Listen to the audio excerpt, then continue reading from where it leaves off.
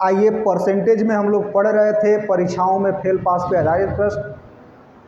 Fail pass पे आधारित प्रश्न का पहला टाइप हमने पिछले वीडियो में हल कराया है, जिसमें एक बच्चा अपनी बात को बता रहा था। आज जो क्वेश्चन हम लोग आपको कराएंगे दूसरे वाले भाग में, इसमें दो बच्चे होंगे, वो अपनी बात को बताएंगे और इस पे क्वेश्चनों को हमको हल करना रहेगा। अब आइए, व्हाइट बोर्ड पे आपको एक क्वेश्चन दिख रहा है, यहाँ से प्रश्न हर प्रतियोगी परीक्षाओं में देखने को मिलता ही मिलता है। तो आइए इस क्वेश्चन को देखते हैं कैसे बनेगा। कह रहा है क्वेश्चन, एक परीक्षा में एक छात्र 20% अंक प्राप्त करके 30 अंकों से फेल हो जाता है, परंतु एक अन्य छात्र 32% अंक प्राप्त करके पास होने वाले अंकों से 42 अंक अधिक प्राप्त करता है। तो हमने यहाँ लिखा है तो ज्ञात करें।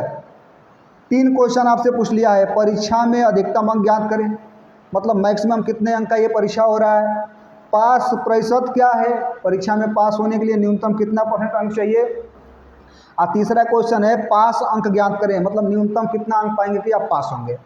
इसमें से कोई, तीनों में से कोई एक ही क्वेश्चन आपको परीक्षा में पूछेगा, लेकिन आइए मैं आपको सिखा रहा हूँ, तीनों को जो आएगा उसको आप परीक्षा में हल करिएगा। तो यहाँ पे हम लोग देख रहे हैं कि एक फेलियर बच्चा है, एक पास बच्चा है। इस वाले पे क्वेश्चन बनाना है तो एक रिलेशन मैं आपको समझा रहा हूँ। जैसे मान लीजिए एक फेलियर है, ये बच्चा पास है, ये दोनों हो सकता है बच्चे पासे पास वाले हों या दोनों बच्चे फेले फेल वाले हों।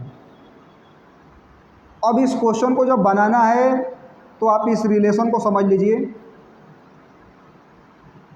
यदि एक फेल है एक पास है तो दोनों में अंक जुड़ेगा, प्लस हो जाएगा।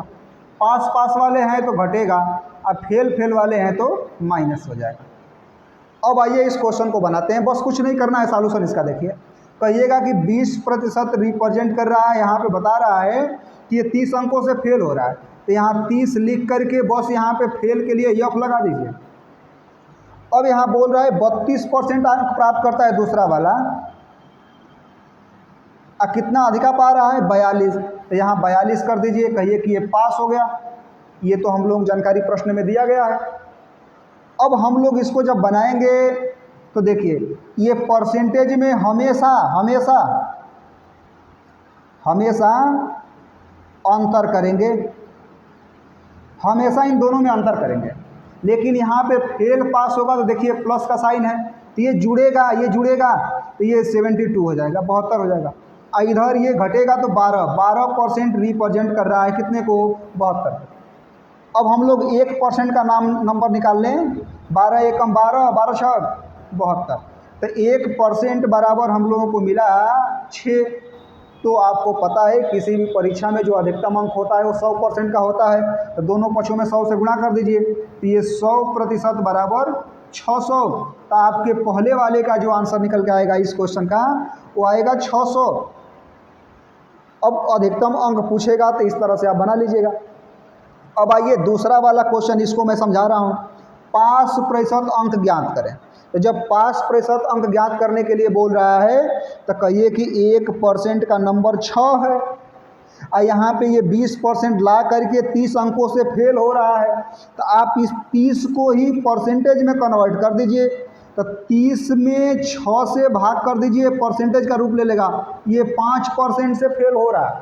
तो आप यही बोलेंगे कि यदि 20 पाया है, इसको 5% और मिल जाता तो ये पास हो जाता।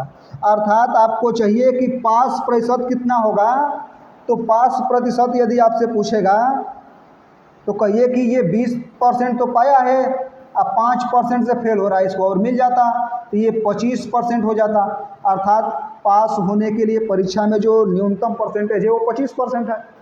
अब आपसे तीसरे वाले का आंसर बताना है कि पास अंक कितना है, तो तीसरे वाले को जब आप हल करेंगे, तीसरे क्वेश्चन को, तो पास अंक पूछ रहा है, तो पास अंक वही ना होगा जो कुल अंक है उसका 25%, तो 600 का 25% आप निकाल दें। 600 गुणे 25/100 कर दीजिए, 25 चौके 100, और ये 4 से कट जाएगा तो 150 आ जाएगा। तो इस तरह से 150 आ गया। अब आपने सीधे तीनों प्रश्नों का आंसर बनाना सीख चुके हैं। अब इस तरह क्वेश्चन यदि प्रतियोगी परीक्षाओं में देखने को मिलता है तो आप हल करने का प्रयास करें।